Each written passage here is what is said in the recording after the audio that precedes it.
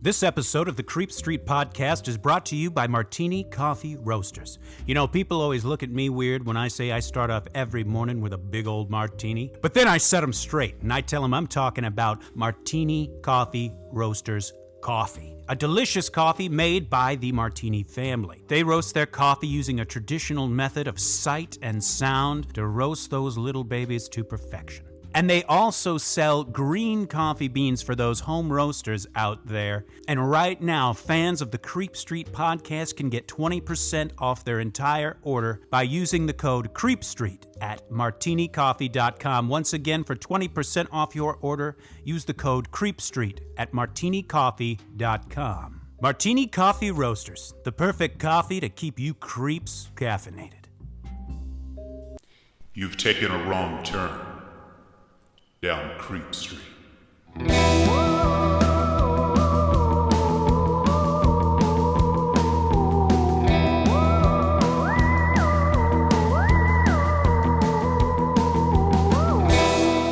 Citizens of the Milky Way, this is Maureen Bogey. And this is Dylan Hackworth. And you have landed yourself on Creep Street Podcast. Incoming! Boom. Whoa, crazy stuff. Thank you so much for joining us here today. We are so happy that you are taking the time out of your day to listen to what we have to say. You bet we are. We're thrilled at it. I mean, gosh, we love it, and thank you. Thank you for being you. Now, just a reminder up top. If you are a fan of the show, we please ask that you like, rate, subscribe, tell a friend about us, share us on social media, anything like that. It really makes a difference, and we so appreciate it. Absolutely. Now, speaking of social media, okay, we have a few of them. We have a few accounts, a few pages. Turns out we do. Few channels, if you were. You know what? You can follow us on Instagram at Creep Street Podcast, Twitter at Creep Street Pod. We're on TikTok at Creep Street Podcast.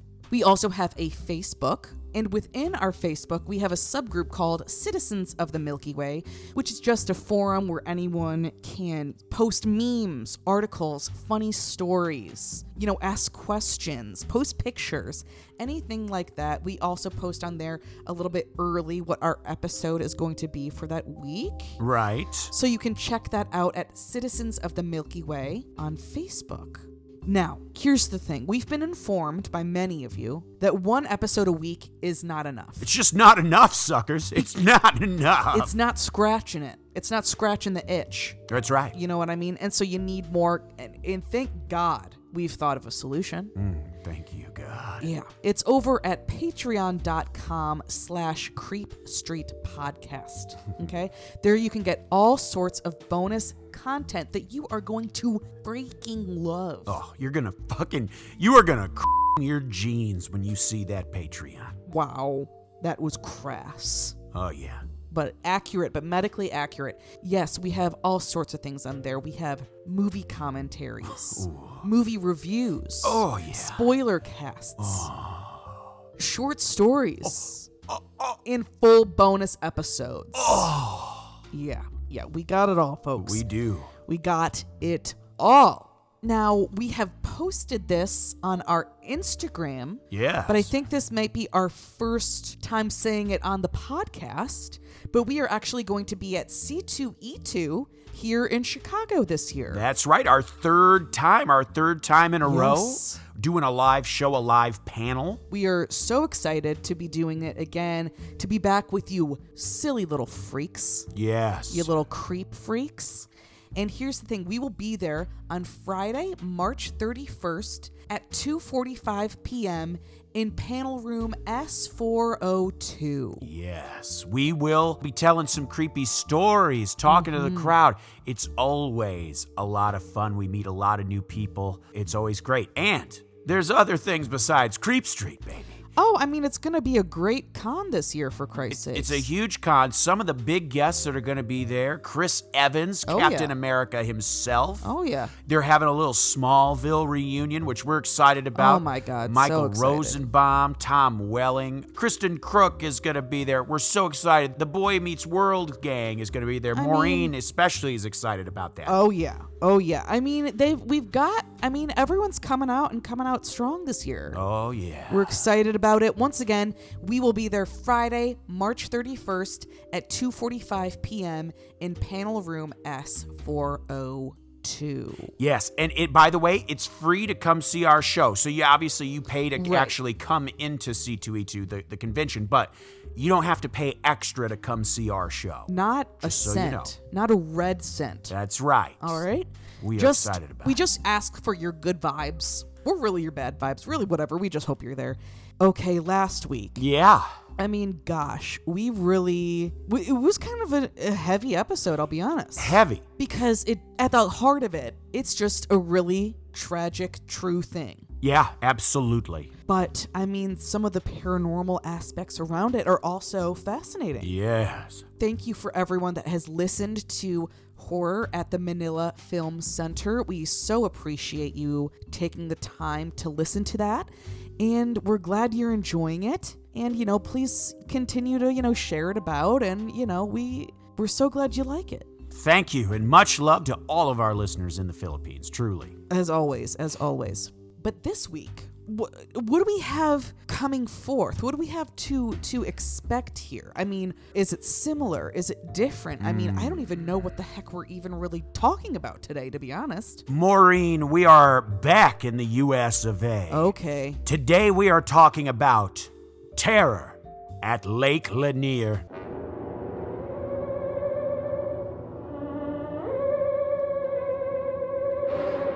Whoa. Yikes. Okay, And just to be clear, he said Lake Lanier, not Greg Kinnear. That's right, not Greg Kinnear. Okay. Man, there's going to be a lot of Kinnear fans tuning in. Mm-hmm. And they're going to be so They're going to upset. be so disappointed.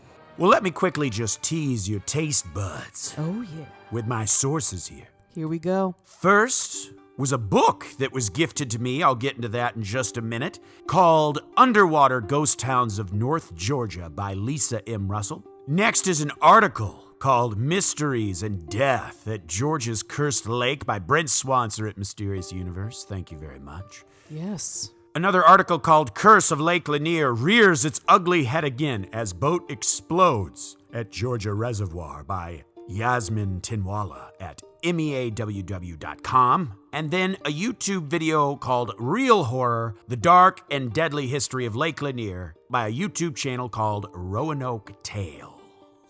And even a smattering of Wikipedia. Well, there you have it. Here we go. Well, as my source has probably already informed you, this episode is based in the state of Georgia, and Georgia has long been considered one of the most haunted states in the country. That's right. We gotta go. Something I didn't know is that there are many bodies of water there considered to be haunted. And here's something this isn't anything scary or anything, but just an interesting fact I didn't know. I learned from one of my sources. I guess like the vast majority of lakes in Georgia are man-made. Yeah. The reason why is because in the north of the state, it's mountainous. There's like the Ozarks. Mm-hmm. In fact, just quick side note, I guess they filmed a few scenes from the TV show Ozark right at Lake Lanier. Oh, okay. I actually haven't seen it. I've heard it's great. But I guess so anyway, so the northern part of the state is mountainous. And then the farther south you go, it flattens. So water continuously, it's almost like it's going downhill. Mm-hmm. It doesn't have a chance to stop and build up and make a lake. Right. Now, Okay. And so I guess that's why there are so many man-made lakes and reservoirs there. I didn't know. I mean, me neither. But here I want to give a big shout out to the wonderful and talented Jillian E. Banks. Yes. I have the privilege of traveling and performing with her on the Second City Touring Company. She's a wonderfully talented, hilarious woman. Love working with her. she is actually specifically the one who told me about Lake Lanier. Remember, Maureen, when we were at the Music Box here in Chicago celebrating the maniacal Laura Maynard's birthday. Yes, I do remember this. We were just there at the Music Box waiting for the movie to start. We're all chatting, and somehow we had gotten onto the subject of Georgia being like a very haunted, perhaps the most haunted state in the country. And she told me about Lake Lanier. Well, a few months later, our touring company did a Secret Santa gift exchange, and Jillian actually got me the book that we're using as my main source. So cool. So big shout out to her. Yes. Thank you. So Jillian Ebanks, check her out. She was just on an episode of South Side on HBO. Oh, Very yeah. funny stuff. Check her out. If you just Google her name, I'm sure she'll pop up. Great person. So happy to know her, and she's to thank for this episode. Okay. Well, nestled in the North Georgia mountains, you will find Lake Sidney Lanier, or as it's most widely known, simply as Lake Lanier.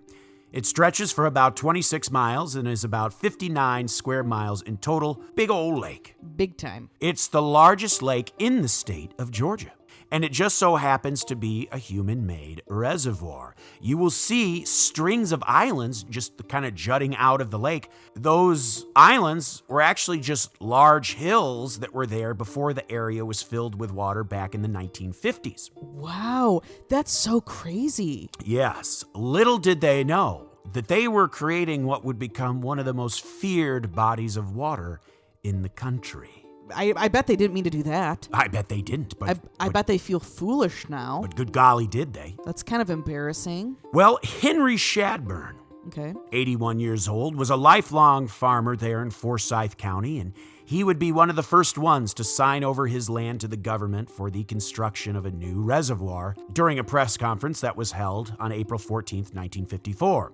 Henry was paid a mere $4,100 for 100 acres of land located near the Young Deer area of Forsyth. In today's money, that would only come up to roughly between $37,000 and $40,000. Oh my God. At first, that seems like good money, but hey, consider 100 acres. No, I'm saying that's not enough. Not nearly enough. Yeah, and I you know. consider just the lifetime of work he had put into this, building a home. It had been in his family for generations, all that. Nevertheless, though, residents took the offer in different ways. Some were happy to take the money and leave, while others fought hard to stay on the land they had called home for generations. But in the end, over 700 families were eventually relocated for the project.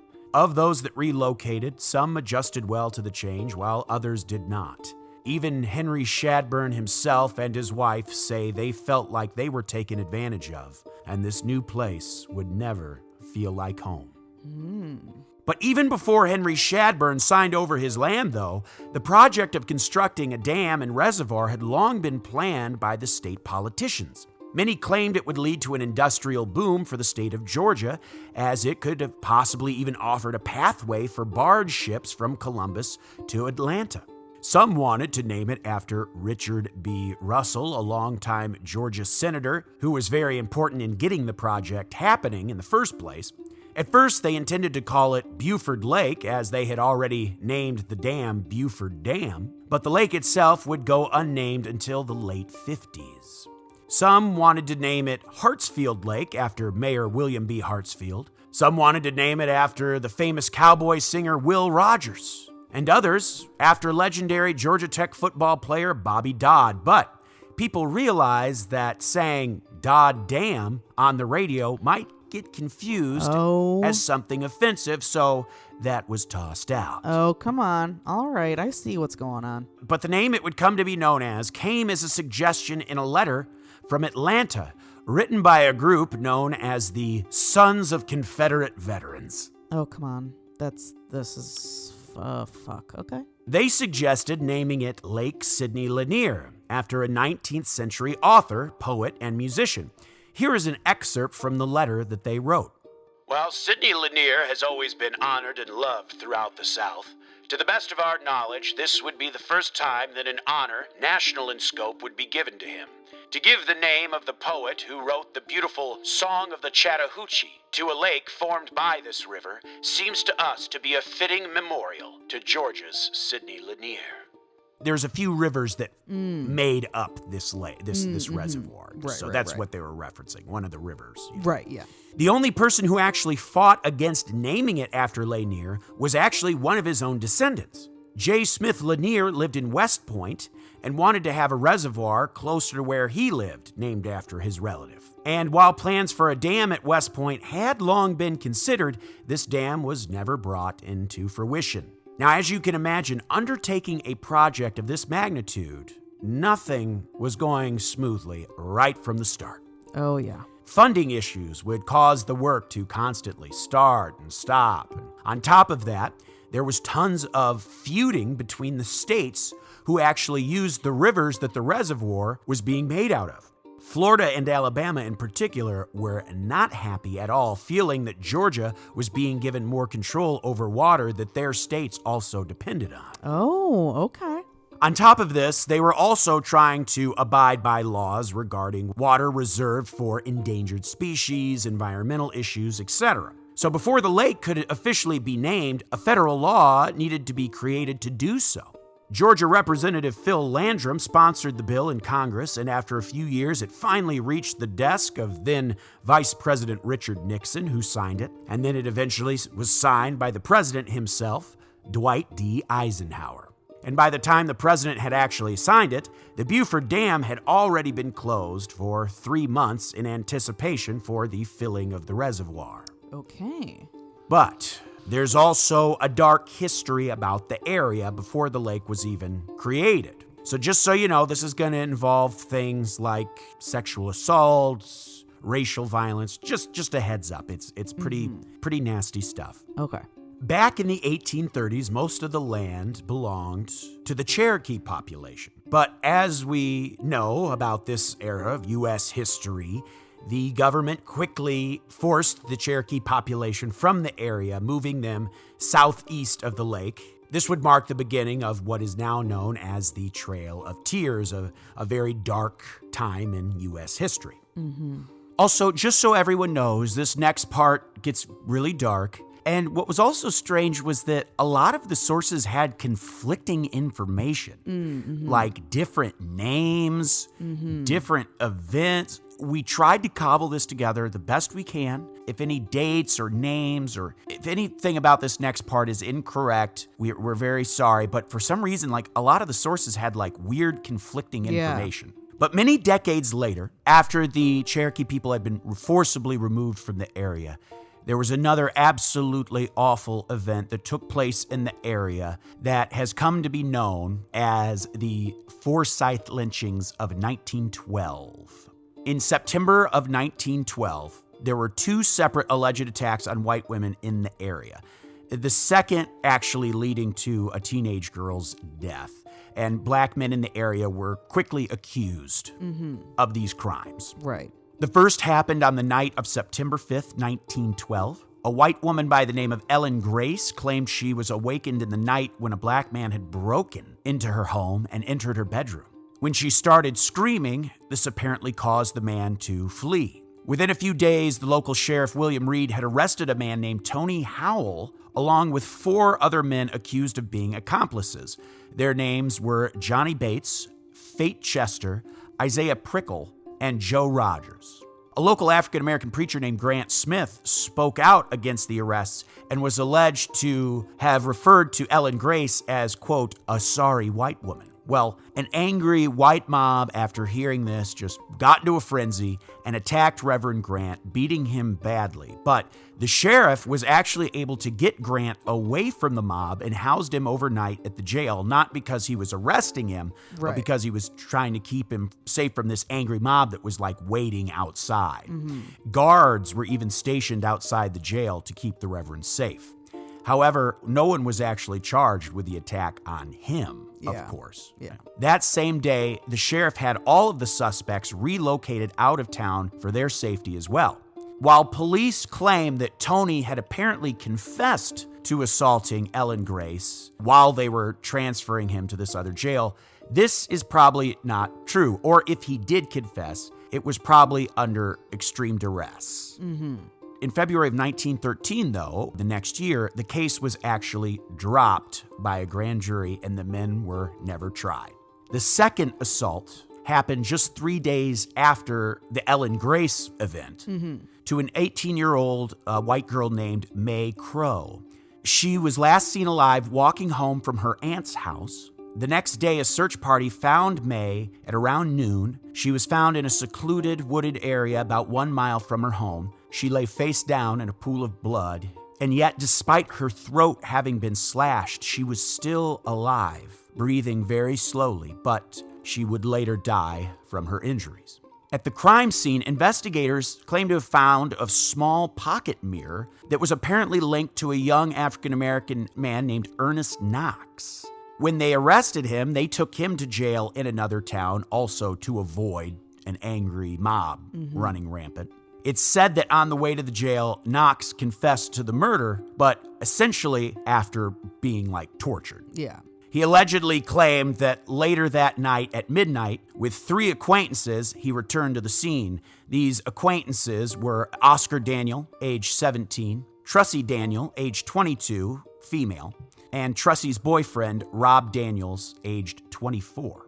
Now, despite taking the men to another jail, a mob soon formed and authorities rushed Knox to Atlanta where he could be held more safely. Rob Edwards was arrested the following day and taken to the local jail, but on this day, the sheriff was not around and his deputy was left in charge. An angry white mob stormed the jail, dragging Edwards from his cell. He was shot and beaten to death, and his body hanged from a telephone pole. When the trial was held that February, the governor actually declared martial law in an attempt to avoid mass rioting and mayhem. And by this time, another man had actually been accused of this crime as well and was brought in. Trussie and Oscar Daniel's neighbor, Ed Collins, a man named Ed Collins. At the trial, Trussie Daniel actually testified as a witness to the crime. Both Oscar Daniels and Ed Collins were found guilty and sentenced to be hanged. It's said that a crowd of somewhere between 5,000 and 8,000 were there to watch the hanging. Jesus. And to put that in perspective, the population of the whole county at that time was only about 12,000 people.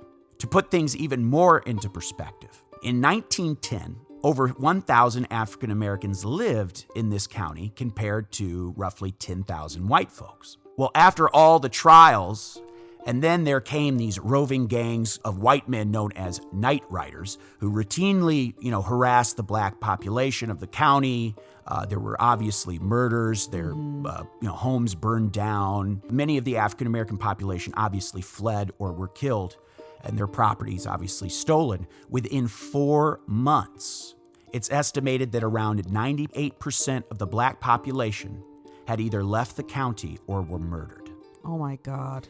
But before we move on, just think about that. Think about before the reservoir has even been brought into existence, all the bad, nasty things that have happened here between what happened to the native population and then the African American population in the area. So already you have an area of negative energy and just unhappy, very ugly things. Yeah, I mean, and this is just horribly just the tip of the iceberg, too. Oh, of course. There are so many other, specific atrocities that have happened in this area and Georgia as a whole. And all over, but even specifically everywhere. Right, everywhere. But specifically even where Lake Lanier is, we are just highlighting some of them. Just the amount that have gone on here, it's mind-boggling. And, we've said this before, when there are such intense emotions happening in a certain place, it can really leave an imprint on the location. Absolutely. Now, the filling of the reservoir. Okay. This was planned to take about a year. It actually took about 2 years, apparently. And as the days passed on, water levels rose. Locals would gather and watch as the land they once called home literally vanished underwater. Trees, homes, things just literally vanishing underwater. Try to imagine this. Entire towns, once brimming with life, Now, abandoned ghost towns vanishing beneath the water. Entire towns, homes, buildings, farms, roads, forests, all gone beneath the water. Oh my God. If you were able to walk on the lake floor, the floor of the lake, Right. you would literally be able to walk through entire towns that are just now empty. Oh my God, that's so bizarre. And while great efforts were made to relocate cemeteries, there is no doubt that many graves were left behind. Oh, yeah. Especially since, especially in these rural areas, and at the time, many people would have their own family plots. They weren't a part of a larger graveyard. So there's Just many... be buried on your own land. Yeah. Yes. So it's no surprise that the lake itself is said to be cursed. Right. And that doesn't even account for the indigenous population. Absolutely. Their burial grounds too. And I don't mean that in a way that we've mentioned in the podcast before, where a Native American burial ground. It can be kind of just like a cliche. Yeah, exactly. But I mean, literally, that was also there. Absolutely. For sure, over that huge, area of land, for sure. In the decades since its creation, Lake Lanier has come to be associated with bizarre deaths and strange happenings. There are countless stories of boats hitting something in the water only for there to be nothing there. Boats have said to capsize with no reason why, and even huge rogue waves appearing from out of nowhere. Many of the drowning cases at the lake are quite strange as well.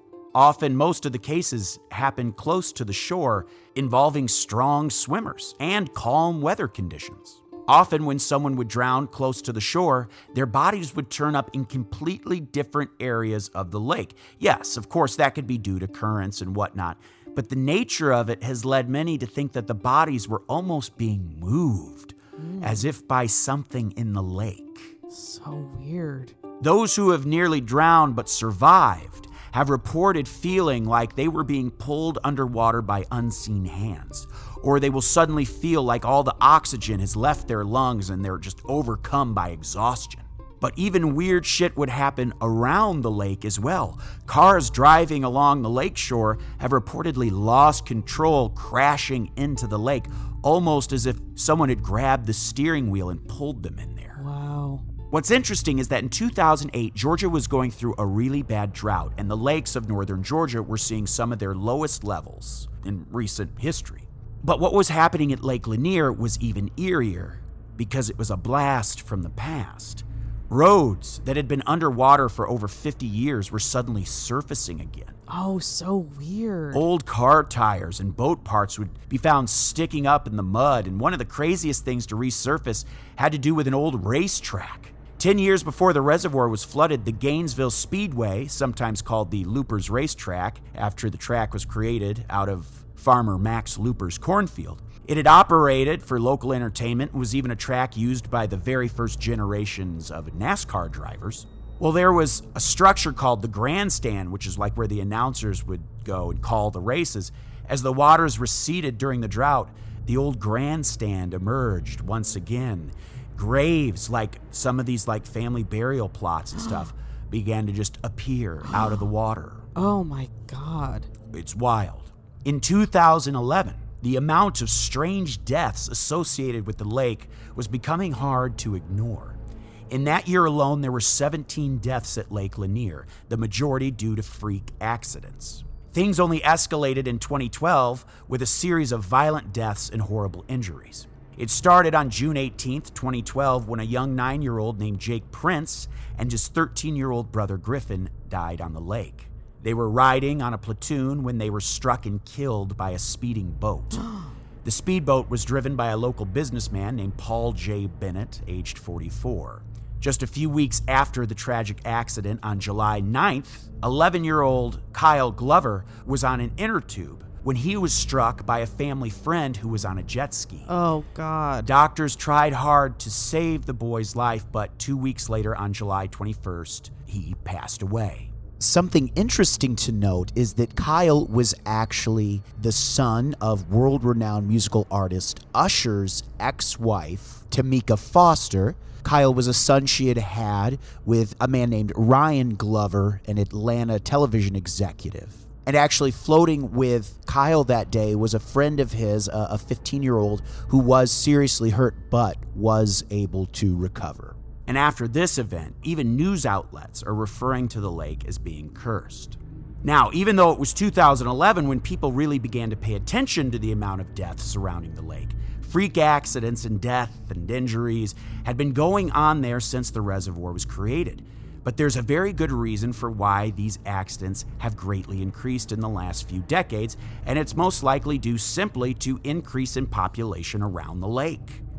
While Lake Lanier has been an important source of water and hydroelectricity for Atlanta, it's also become a tourist hotspot.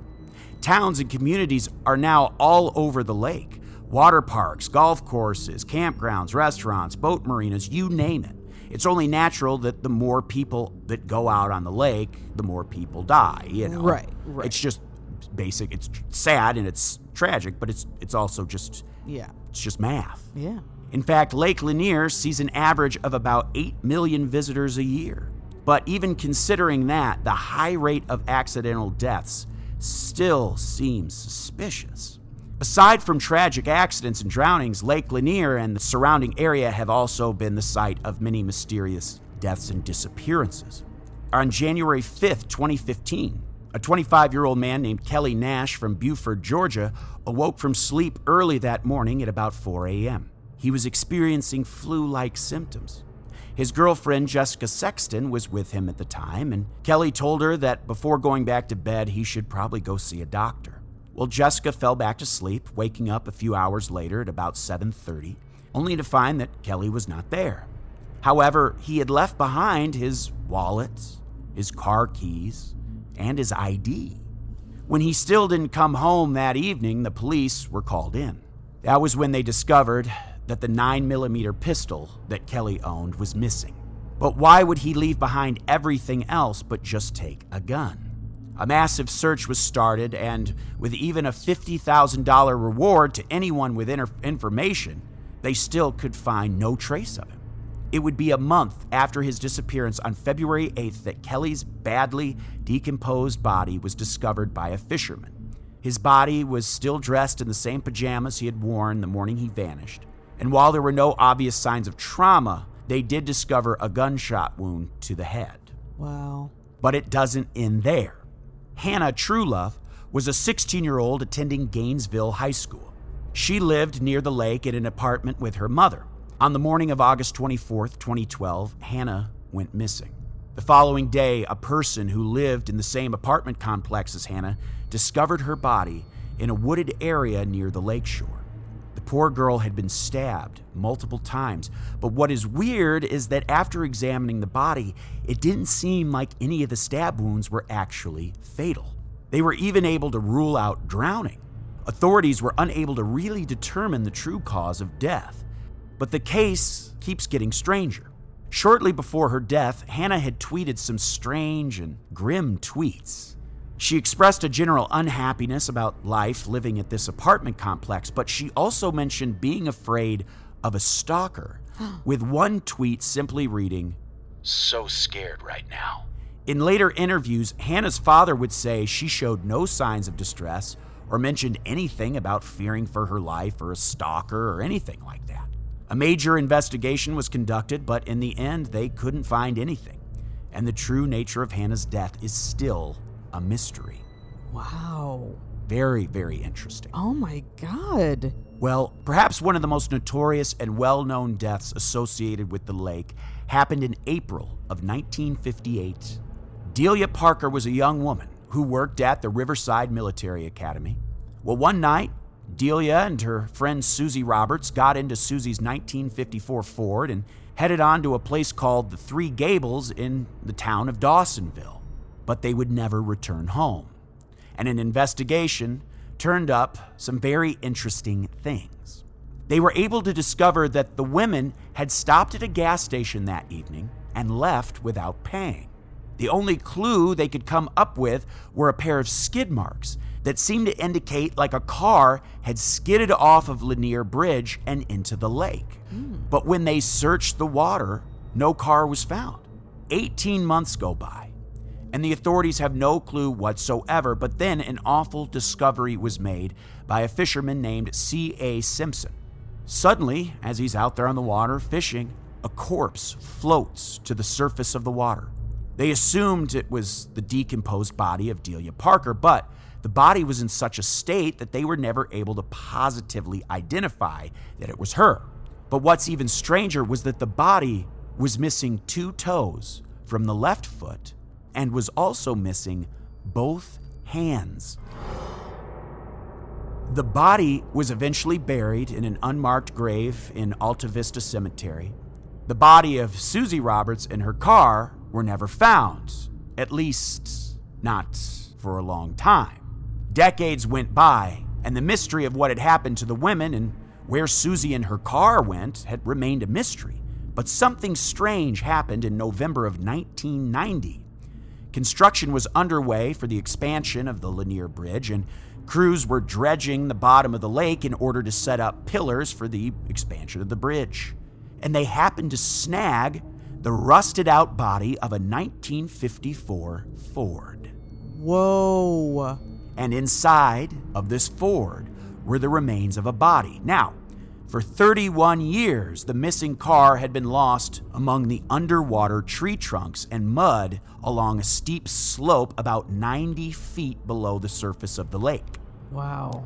As you can imagine, after 31 years underwater, the body was in such a state that it was unidentifiable. But the belongings with the body, which included a purse and rings, made it able for them to determine that this indeed was the missing body of Susie Parker. And after this discovery was made, it made it almost certain that that first body found was Delilah Parker. And so that unmarked grave she was buried with is now marked with her information. Right.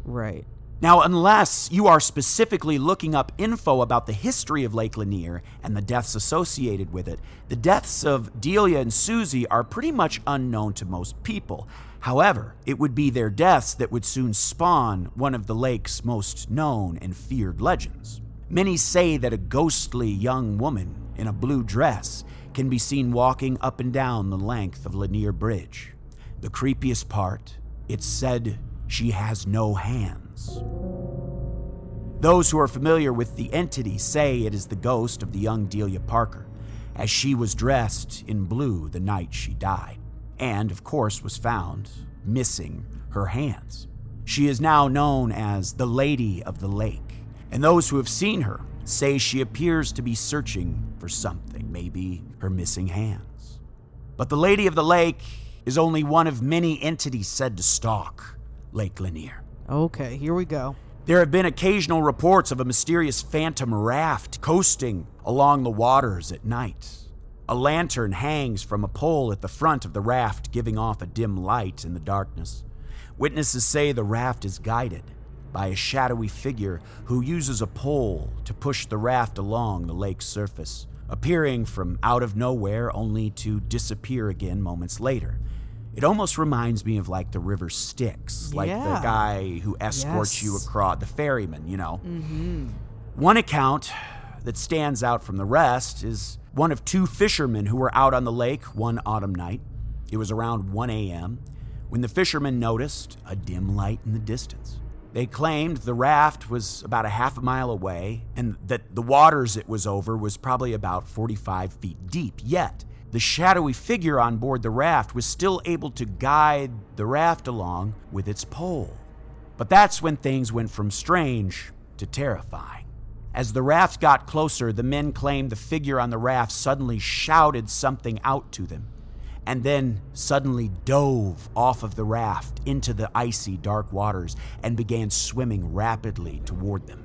Oh my God. The 2 men panicked and quickly pulled their fishing lines out of the water, and they were about to get the hell out of there and back to the shore when all of a sudden, the light of that distant lantern on that mysterious raft suddenly went out. All was dark. The terrified fishermen quickly grabbed the spotlight on their boat and shined it out in the direction of the raft. Not only was the raft now gone, but there was no sign of the figure who had dived into the water. In fact, the surface of the water was dead calm. the men would never see that strange raft again. But the weirdness at Lake Lanier is obviously more than just ghosts, freak accidents, and mysterious disappearances. Local fishermen have sworn for decades that they have spotted enormous catfish in the lake. Some reaching lengths of 5 to 7 feet long. No. I won't stand for that. I won't stand for that. That really freaks me out and I hate it. Unless it's coming with a side of hush puppies, I'm not interested in those catfish. You know what? This might cause a controversy, but even fried, I don't want them. Okay? That's All not right. for me.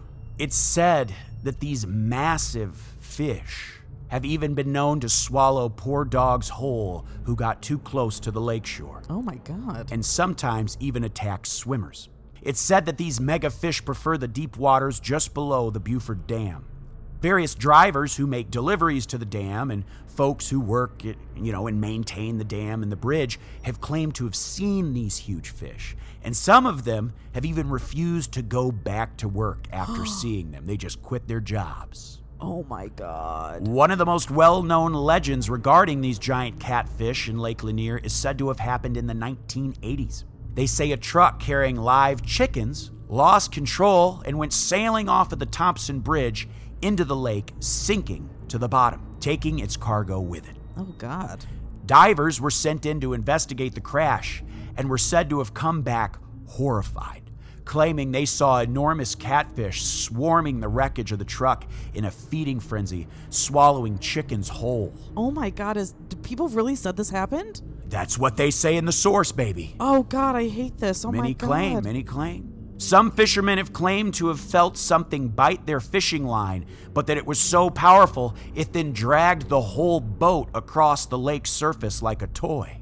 And let's be clear, strange things are still happening at Lake Lanier to this day. On the afternoon of May 9th, 2021, an explosion occurred on a boat, leading to 6 people needing to be airlifted to the hospital.